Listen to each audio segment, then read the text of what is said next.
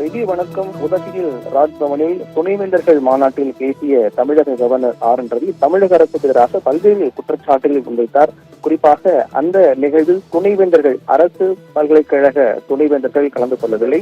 அதை சுட்டிக்காட்டி பேசிய தமிழக கவர்னர் ஆர் என் ரவி துணைவேந்தர்கள் மிரட்டப்பட்டிருக்கிறார்கள், அவர்கள் தங்கிய விடுதியின் அறை கதவுகள் நள்ளிரவில் தட்டப்பட்டுள்ளது என்று குறிப்பிட்டு பேசினார். மிரட்டல் விடுக்கப்பட்ட காரணத்தால் அவர்கள் பங்கேற்க முடியாத ஒரு சூழல் ஏற்பட்டதாக தமிழக கவர்னர் பகிரங்கமான குற்றச்சாட்டை முன்வைத்தார். அதோடு தமிழகத்தில் காவல்துறை ராஜ்யமா நடக்கிறது என்ற கேள்வியெல்லாம் அவர் கேட்டார்.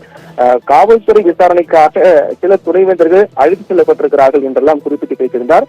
இந்த பேச்சு மிகப்பெரிய சர்ச்சையாக மாறியதை அடுத்து இதற்கு உயர்கல்வித்துறை அமைச்சர் கோவிச்செழியன் விளக்கம் கொடுத்து பேசியிருக்கிறார். அவர் கொடுத்திருக்கூடிய அந்த விளக்கத்தில் அரசியல்வாதிகளை ஆளுநர்களாக நியமிக்க கூடாது என கூறிய மோடி அரசுதான் ஆளுநர்களை வைத்து அரசியல் செய்கிறது என்று குறிப்பிட்டு உயர்கல்வித்துறை அமைச்சர் கோவிச்செழியன் பேசியிருக்கிறார்.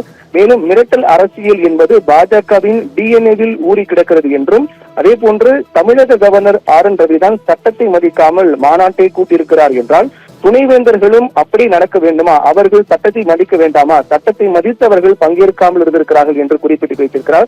மேலும் தமிழக அரசோடு மல்லுக்கட்ட வேண்டும் என்ற காரணத்துக்காக தமிழக கவர்னர் ஆர் என் ரவி மாநாட்டை கூட்டியுள்ளார் என்றும், சட்டத்திற்கு புறமானது என கருதிதான் அந்த மாநாட்டில் துணைவேந்தர்கள் கலந்து கொள்ளவில்லையே தவிர எந்த மிரட்டலும் அவர்களுக்கு விடுக்கப்படவில்லை என்று உயர்கல்வித்துறை அமைச்சர் கோவிச்செழியன் குறிப்பிட்டு பேசியிருக்கிறார். முழுக்க இந்த நிகழ்வு என்பது அரசியலுக்காக நடத்தப்படக்கூடிய நிகழ்வு என்றும் குறிப்பிட்டு பேசியிருக்கிறார். உச்சநீதிமன்றத்தில் தீர்ப்பை அடுத்து தமிழக கவர்னர் ஆர் என் ரவி ஏன் இதுபோன்ற ஒரு மாநாட்டை கூட்டினார் என்ற கேள்வி முன்வைத்திருக்கூடிய கோவிச்செழியன், அரசியல்வாதிகளே ஆளுநர்களாக நியமிக்க கூடாது என கூறிய பிரதமர் மோடி தான் தற்போது ஆளுநர்களை வைத்து அரசியல் செய்கிறார் என்று குறிப்பிட்டிருக்கக்கூடிய கோவிச்செழியன், மிரட்டல் அரசியல் பாஜகவின் டிஎன்ஏவில் ஊறி கிடக்கிறது என்றும், தமிழக கவர்னர் தான் சட்டத்தை மதிக்காமல் ஆளுநர் துணைவேந்தர்கள் மாநாட்டை கூட்டியிருக்கிறார். அவர் சட்டத்தை மதிக்காமல் உச்சநீதிமன்ற தீர்ப்பையும் கூட அவர் மதிக்காமல் துணைவேந்தர்கள் மாநாட்டை கூட்டியிருக்கிறார் என்றால் துணைவேந்தர்கள் ஏன் அதில் கலந்து கொள்ள வேண்டும்? அவர்கள் சட்டத்தை மதிக்க வேண்டாமா என்ற கேள்வி முன்வைத்திருக்கிறார். அதுபோன்று சட்டத்திற்கு புறம்பானது என கருதிதான்